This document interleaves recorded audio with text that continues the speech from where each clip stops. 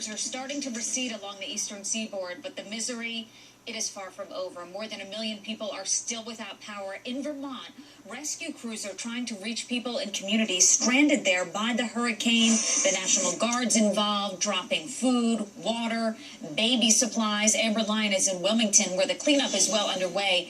And Amber, folks can really see now the devastation from Hurricane Irene after the water recedes, and you're left with that as we see what's behind you, rubble.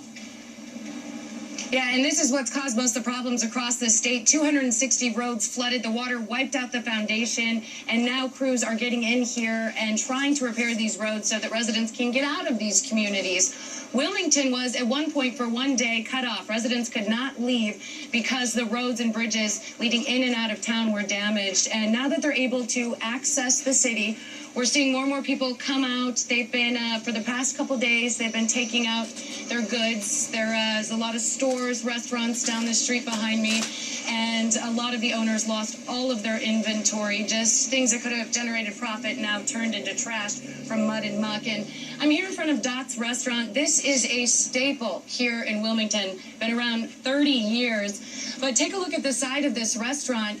You can see that if you look right up at the top of that tin roof where it just starts, and now if, Tom, you can pan down to the river, within 8 hours, this river rose all the way up to that tin roof and then came across this town, and that's what caused all the damage. It was a flash flood. These business owners did not have time to prepare.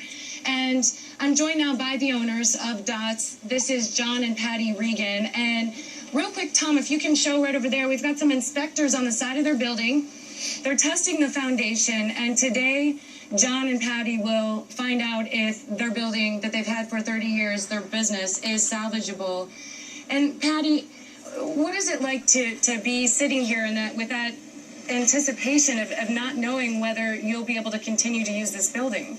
Well, I don't really know. I'm still kind of numb about it all, and I don't know. I just don't know what to say anymore. Until they decide, then we can decide.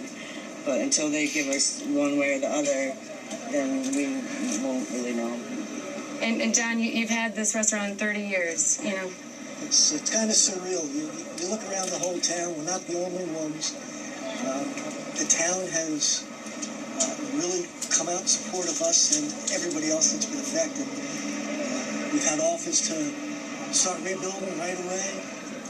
It's nerve-wracking waiting.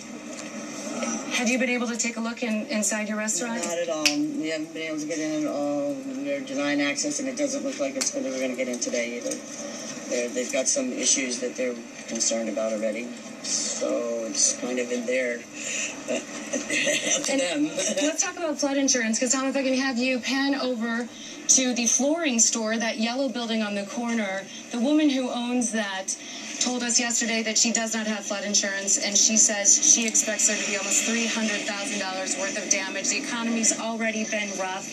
She said she was just starting to see business pick up, considers that a total loss. Last question, do you have flood insurance? We do have flood insurance. I don't know if it's going to be enough to rebuild.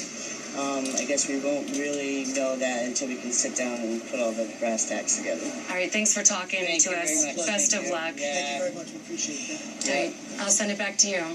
All right, Amber, great job. Tell Patty and John our thoughts are with them. Such a quaint town. You see the devastation of Hurricane Irene. Thanks so much, Amber Lyon.